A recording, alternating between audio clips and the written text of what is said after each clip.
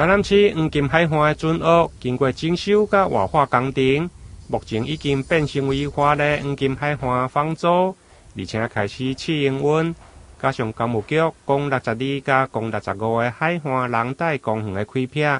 面积大约5.6公顷。目前已经完成北平公园加停车场，希望带动黄金海岸加昆喜湾的观光发展。昆喜湾廊道就是以船屋为中心，我们看到我们的海岸线，过去其实大家会觉得说，我们下去高雄嘉丁亚的海岸线相当漂亮啊，但是我们这个昆喜湾的廊道，这个南接高雄的嘉丁亚，然后北接到我们的喜树跟这个昆生的地方，其实在这个部分，平常就有很多人会来散步，哦，甚至还会来慢跑，因为这边也有一个这个自行车的双黄线的一个部分，好，那它在廊道整体的连接之下。那我们也可以带动，包括我们的这个昆新，包括我们的喜树，包括我们的一个湾里的一个美食小吃的部分，然后还有加上我们很多大庙，比方说我们昆新有这个龙山寺，